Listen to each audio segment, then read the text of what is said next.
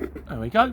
Oh, that's a bit wobbly, isn't it? Hello all, and welcome to Sunday Q&A, which today comes from the garden. Because spring is in the air, it is nearly March, it's getting warmer. I've just gone round and cut all the roses back and cut all the lavender back and all that kind of stuff you're supposed to do. I'm now into growing seeds. The things that if I'd have told my 21-year-old self I would have done, I would have laughed at me. I'm now doing. That's the joys of getting old, isn't it? So, what we got today then? Right, firstly from Gillo Eugene, he says, Pete, any news about when you're going to make the video with the CX? And can I ask about the IR35 law, which will change from the 6th of April 2021 to comply with the IR35? You've got just to do with wording and MRC contracts and all that kind of stuff. The CX got back to me and they said, you know, because I did say do it, don't do it, it's up to you. And in fairness, it just would have been an afternoon out of my time when I could have been driving the truck and making money. And they said we've elected not to do it. So I've got all your questions and I don't know how I'm going to go about it. I'm either going to do a video just reading out the questions and we'll answer them between ourselves, or I might going to have a chat over at Ben at HBC because he's kind of my oracle on these kind of things. But one way or another, I've kept them all and I will get it out there. So right, so videos this week. I did one on the bonus and the in-betweener job. Mark Harris says, thanks very much for your advice. It's good to listen to someone who genuinely wants to help others for a change. Taking everything on board. Thanks for the views, mate. My pleasure. Charles Warnish says, bonus job? Give me the first job. And Longfinger said, any backload would be nice. It's true, gentlemen. It has been tough. And I've said this all the way through January, February.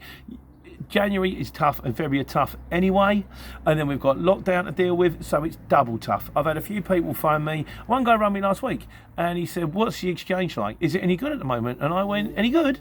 No, it's not. It's no good in January and February anyway, and now we're in February and it's lockdown. But I mean, I'm still surviving. I'm still doing it. The trucks tend to get at least one job a day. Normally we get two. But that is Gemma looking at that screen all day long, checking. I've done okay. I've had my early morning jobs, my 2 o'clock starts, my 3 starts. I was dead lucky on Monday. I got Milton Keynes to Ellesmere Port and then Ormskirk down to Hounslow. I mean, that never happens. I was just very, very lucky. I did the return load, met the geezer, nice guy, lovely guy, met him on site. But it's tough. It is tough, and I won't say any other. I mean, I'm still surviving, I'm still doing it, but I'm lucky, I'm in the right area, I've been cool with the lorries. You know, if anyone thinks, here we go, you watching the past videos, bear in mind, guys, that was, you know, the good old days, and hopefully they'll come back again. They're talking about getting everything back to normal by the summer, and we keep saying this, it's fingers crossed that when it reopens, the shops are going to need the clothes, the pubs are going to need the booze. It's got to come from somewhere, and it might go ballistic. It can go three ways. It'll either go ballistic, or it'll go back to normal, or it'll stay like it is now. I don't know. I'd have to take each day as it comes. But fingers crossed, I mean, we could use a bit of luck, couldn't we, ladies and gentlemen? So that was on that one. More came in, actually, on the LEZ. Because the rules of the LEZ have changed now from the 1st of March, which is tomorrow. If you want, and bear in mind, if you're in a van, if you're in a 3.5 ton, you're fine. Unless it's a skip truck, or unless it's a removal van, or unless it's a horse box. You know, it's like little van, big back. But not you guys are still all right. You don't really have to worry until October 2021. But if you're like us, or if you're in a minibus, or in a 5 ton, or coaches over 5 ton, or if you're in anything over 7.5 ton, the rules have changed. Whereas before, as long as you was Euro 4, you could go anywhere except for the ULEZ, which is the central bit, you know, the Red Sea. Now, if you want to go inside the A406, which is the North-South Circular Road, if you're in a 7.5 ton, you need to be Euro 6. And if you're in over 12 ton, or I think it might be 12 ton and over, you need to be not only Euro 6, but you also need to have DVS, which is cameras. So bear it in mind, guys. Lee Allen says, oh well, another reason to avoid London. You're not wrong. Running in London is not fun at the best of times. You know, I mean, Hounslow's all right. You know, Hounslow, Southall, Slough, they're all right. But once you start getting inside that North Circular, everything slows down. It's a nightmare. Godzilla says, nice one, Pete. Knew it was coming, wasn't sure when. It's my pleasure, mate. That's why we're all here, help each other out. Yorkshireman's Daily Grind. He said, I was in Greenford this morning and I was thinking to myself, I haven't heard about the LEZ, and I'm glad I'll check out the government website. In Greenford, you're safe, because Greenford is outside the 406. It's only when you hit Hanger Lane roundabout. If you try and go inside of that, that's when you're in trouble. And bear in mind, if you're under 3.5 tonne, or you're in a van, a Luton van, you're fine. Long wheelbase, you're fine. You don't have to panic until October. It's just muggins here in the lorry's got to worry about it, like, you know. So, Steve at STC Services, he said, this is a bit of a shocker, guys. He said, I bought a Transit Euro 6. Always tried to avoid London. Went in the other seat. He said I had to pay. He looked in the manufacturer's logbook, and for some reason it's not Euro 6. And he went, well, hang on a second, it's the plate and everything. It should be Euro 6. He said the logbook is not approved. I have to get a letter from the manufacturer. He said, that ain't going to happen. So if anyone's come across this problem before and have got anything that, you know, could advise old Steve on that, anyone else had that kind of problem, thought they bought a Euro 6 and then found out they didn't, I would be seriously peeved if I had to spend that extra money, and it is quite a lot of extra money. The difference on a lorry between a Euro 5 and Euro 6 is practically double. You know, £5,000 for a Euro 5, £10,000 for a Euro 6. Yeah, I would be seriously peeved if I'd done that kind of dough to get the engine, to get me into London, to find out I couldn't go into London. So if anyone can shed some light on that, it would be appreciated. TC says, yeah, another hit in the pocket for the working class. And you've run by the weekend. It's run by the, it's despicable. And also my mate Dave turned around with this one as well, which is David Winter. He says, oh yeah, because I've been back in the day when I was running my 7.5 tonne. This is 20 years ago. Into the Elephant, into Camden, into Islington. Then one day I got a letter, and it goes, you've gone in this vehicle and you haven't changed your particulate filter, because you had to change the filter every 6 months. You know, if you don't change it, you're gonna have to pay a fine. And I rang him and I said, right, you told me I went in on the 22nd of August. Yeah, I also went in for every other day during August, September, October, January, February, March, April. You've only just clocked me once. And I thought, but Dave says, he says, don't be fooled, the cameras are there. More economic cleansing in the name of ecology. Yeah, well, it does make you wonder, doesn't it? The thing that gets me is the fact that you say you've got to be Euro 6 because of the emissions. But what's the difference between Euro 5 and Euro 6 in emissions anyway? And as far as I can work out, the AdBlue doesn't kick in until you're doing 25, 30 miles an hour anyway, and London is 20. So how does it work? I'm sure it does. I'm sure we'll get electric cars and teleports and robots, not in my lifetime. But I do wonder how much of it is genuinely down to trying to keep the emissions down, and how much of it is trying to get you to buy a new truck. Don't know. C11 Yan, and this I think is a fair point actually. He says, use it to your advantage. If you're based in Greater London, buy some decent late Euro 6 vans or Euro 6 lorries, and then charge higher but charge fairly. I mean, when I did the interview with Ben, HBC, he said what you want to do is you want to get 4 silver. Because this is a big dilemma I've got.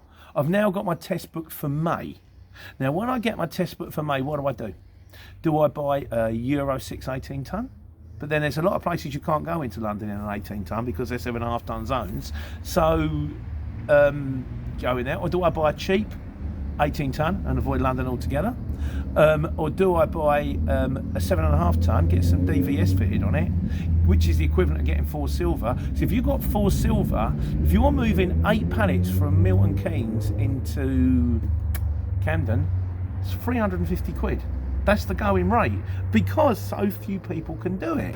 But then if I'm going to do that, what's the point of me doing the 18 tonne test? Because I could do that now. And of course, I'd need to shell out all that money on that new vehicle. So I don't know where to go. I really don't. I think I'm hankering towards do the 18 tonne test, get a nice 18 tonne with a nice solid sleeper bed, nice big motor, and just not run London. Just take that grief away, let somebody else do it. But that doesn't mean that we might not still get one on the fleet. I don't know. We'll think about that one. C11 ain't good advice, I think. Matt Hodges, he said he did his CPC. Oh, it's interesting, this. Yeah? He did his CPC module the other day, and it's all about reducing the number of operators in London. He said at one street had 52 different waste companies working this street. They reduced it to 2. And this is interesting, I like this. They're also talking about load consolidation centres around the M25, which would be brilliant.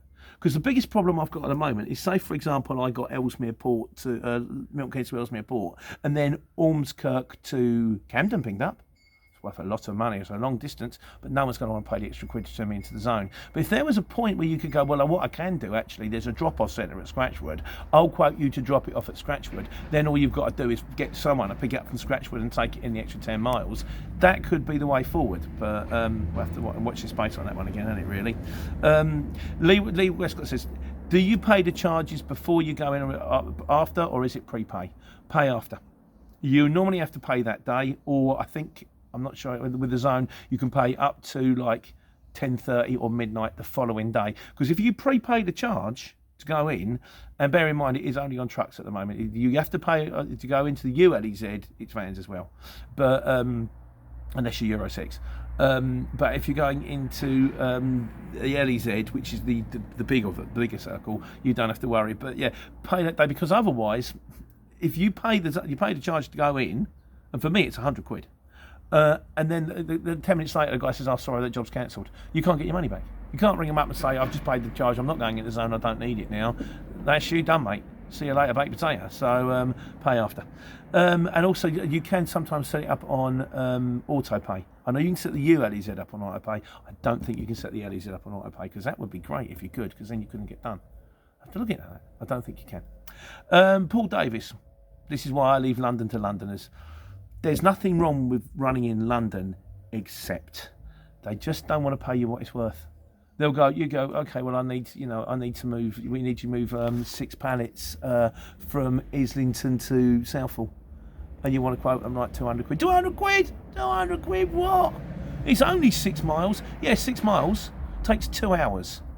And I can't park anywhere to pick it up, and I can't park anywhere to drop it off, and there's a red route here, and that road's closed, and oh no, I'm in a box junction, and oh look, I've got a fine. Yeah, like I say, it's not a bad idea. Just don't get involved. Let that mob do it. Dave the Crisps. He can go and run out in his taxi. You leave it to the black professionals. So, we've also got a few other bits on here.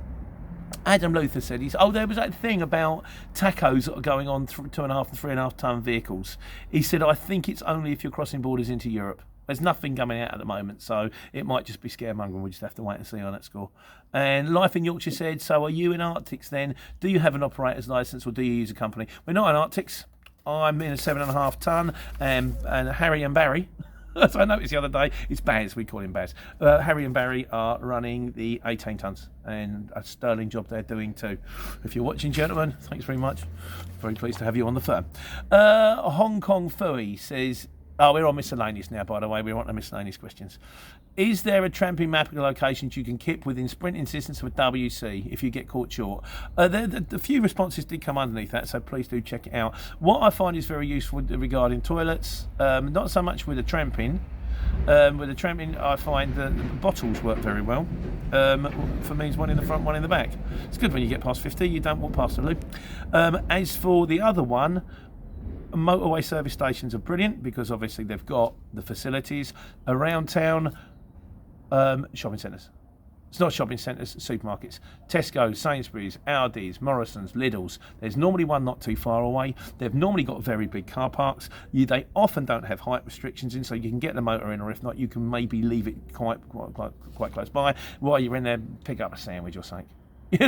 Sort of toilets for customers use only. Lovely. I'd like this sachet of tartar sauce, please. 5 pence. Beep. Thanks very much. Paul Davis. He said, I moved the bulkhead back 1 pallet. Because he said, I very rarely had a 4 pallet load. He said, in 3 years. And when he was overweight anyway. He said, I haven't missed a space, and I've got myself a nice sleeping thing there. So we did the one on the tramping vans, didn't we, really? So that was out there as well. Lee Allen said he hasn't watched Monday. He said, currently on eBay, there's 19-plate Peugeot really long wheelbase van with fold-down bed, and a 67 long wheelbase Sprinter with a proper sleeper cab on the truck. So they are out there. He says, you lose no pallet space and more comfy with a bar. He also said modern transits, apparently, this is because I always say Sprinters, Crafters, Transits, everything else. But according to Lee Allen, and I haven't driven a Transit for a long time, he says the new model Transits are awful. He's hearing stories about flywheels and leaks, poor build quality. The old ones are superb. They should just keep building them in Southampton. Should have kept building them in Luton. Luton van should be built in Luton. Clues in the name. give my town some jobs. There you go. But I mean, transit's a workhorses. Parts are available. As for the new ones, I don't know. I'm currently in a DEF. So a guy did ask me, can I do one on van reliability, and I'd like to, but I can't do videos about things I don't know anything about. I know that the Sprinter was lovely because I just drove Sprinters, but I think it can be luck of the draw to a certain extent. Trying to get one, just try and get the best you can. Dennis White, he said he drove a Renault Master for 4 years. He said it was like really uncomfortable. He said the seat position was not for tall people, and I found that some of them Citroens, there's no space at all in the front. That's a big issue for me. That was another reason I love the Sprinter. It's just so much room. He said, having said that, what a great engine. So, luck of the draw again, really, I suppose. Steve Campbell said, thanks for giving Business Choice direct mention. We use them. I recommend them. If you do sign up for Business Choice Direct, please mention my name. They give me a kickback. I'll tell you that straight. But we do use them. He's getting crazy money. I know he's had a bit of an unlucky past, shall we say. And he said, I'm getting quotes of 22k a year. I'm hoping you don't mean 22,000. I'm hoping you mean 2,200. I forgot the point, because I don't know that. I don't know what you'd have to do to get that kind of insurance. But give them a ring. Hopefully they'll work out for you. Try, everybody. If they do work out, brilliant. If they don't, well done you for finding someone better. Mark Luckland said, I found prices have dropped so much this year. He's off to do something different. As I said at the beginning, is this a good time to join the CX? No. It's tough. It's always tough at the beginning of the year anyway, and we're in lockdown. Having said that, I also speak to people and I go, what else are you doing at the moment? They go, nothing. I go, well, if you're doing nothing, something's better than nothing. It might not be a lot, and you might get yourself set up so when things do pick up, you're all ready to go. So if things do go mad, you're going to be on top of it. And I don't know what the future holds. I genuinely don't, So, I just wish us all luck. That's all. Domain name guys. So it's a technical question. This. How do you add a link in YouTube video to another video? What you do. I don't know if you can do it. I think you have to be over 1,000 subscribers, and then you can kind of join the YouTube program. But I don't know if you have to do that or not. But what I do is I go to YouTube Studio, and then on YouTube Studio you can edit your videos, and there's like a little pencil, and you click on edit, and then it will ask you if you go to a thing called cards, which are the white things that flash up at the top. And then you can click on cards, and it will ask you at certain points in the video, you can click on a little card, and you can either you can link to your own videos, you can link to other people's videos, and you can also link to an approved website if you've got one, which I've got one. I've got the Pete the Courier Driver website, where there's a load of information about insurance companies and fuel cards and that circuit app, which is blinding. I don't know if you can do it if you're over. I'm not sure about that, but I mean, I've got over 1,000 subscribers, and then you monetize your channel. Hence the reason you guys now have to watch adverts, and I actually do get a little bit of dough for making these videos. So it's kind of a symbiotic relationship in that respect, I suppose. But yeah, that's what you do. Like I say, I don't know what position you're in. If you can become, they call it a YouTube something. You've got to be a something. Can't remember what it is. It was a little while ago now. Bags under the eyes. I've been doing these videos a while. Christopher Smith. This is Chris from CPS Couriers, running in the Luton van. He just says thank you. Oh right, that was a question. He's thinking of getting his van converted to a curtain side, as there seems to be a lot more curtain side jobs. I would recommend it. I think you'll get your money back. Does anybody know anyone who does curtain side conversions, and if so, how much are they? Because as far as I can work out, you can pay anything from 800 to $2,500, and all they do is they strengthen the corners and put the tarpaulin on. That's obviously me oversimplifying things, like how to play the flute. Blow in one end, move your fingers up and down the middle. Brilliant. But yeah, if anyone knows any curtain side conversions, I'm not even sure what area you're based in, mate. You didn't put it in there, but what's that song? Don't know. Yeah, anything really past mid-90s I'm a bit sketchy on. Yeah, so yeah, if anyone could help Chris out, that would be brilliant. Jason Burke coming onto the vans again. You know, I said Sprinters, Crafters, Transit, everything else. He said Citroen relays, Peugeot Boxers, Fiat Ducato vans. Definitely test drive them first. He said I drove one for 8 months and found them uncomfortable, not enough room, difficult to get into. I found that with a lot of them vans. Yeah, they don't seem to have the space in the cab. I think that's the biggest thing I've got against them. There's not even a lot of room in the front of a Transit. You know, they're a little bit like, okay, well, here's my knees and there's a dashboard. You know, not brilliant. Cheaply manufactured, which means cheap parts, which is not useful because we need them to run all the time. I kind of tend to agree with him. They're cheaper for a reason. But there, having said that, a new Merc can be 35k. Who's got 35k to spend on a van? Running on a Courier Exchange? Fred Willoughby says, what is considered a small van? Interesting question, Freddie. A small van isn't actually a van. Kind of is. It's basically a car, but with the back windows, bits of metal, and it's got a bulkhead. But a small van is the kind of thing that if you're going to deliver an envelope, small van jobs are envelope, shoebox, 2 little tiny boxes. Oh, it's a general rule of thumb, and it's not perfect, but a general rule of thumb is short wheelbase 1 pallet, medium wheelbase 2 pallets, long wheelbase 3 pallets, extra long wheelbase 4 pallets, Luton van 5 pallets, 6 if you're lucky, Luton van curtain side 6 pallets because you can get them in from the side, small van, metal car. So that's it. But you can't really run in a car. The difficulty is to get the right insurance to run on the exchange, because you have to have goods in transit insurance. And say, for example, your car, the engine blows up and then the documents go up in flames and the documents are worth a fortune. You're not properly covered. So you do kind of need a van, but it's a car-sized van.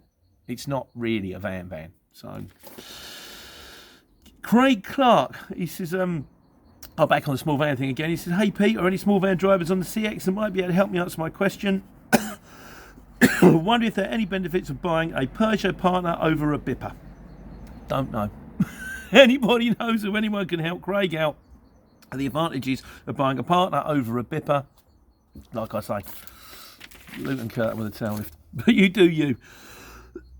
Right. And finally, in conclusion, I did one on boots a little while ago. Timothy Graham says, nice rigger boots. Always thought I would buy a pair, but not sure. If you're getting rid of them, let me know. They became my gardening boots, Thomas. So now, and funny enough, we're out in the garden now, so because they're kind of like wellies with steel toe caps, which is very handy because they're very often honourable if you've got to go in out of the house and you don't know what mug in. And if you happen to accidentally drop the chainsaw on your feet, then at least you've got a bit of protection. So that's it. It's only Q&A for another week, sitting in the sunshine. Nice to get up at 6:30 in the morning and not be dark. Nice if you've got to scrape the ice off your car, it suddenly goes like that. Not, I feel like, basic instinct. And sun's coming out and lockdown's easing, please God. Let's hope it gets better, guys. Let's hope we take care and take money.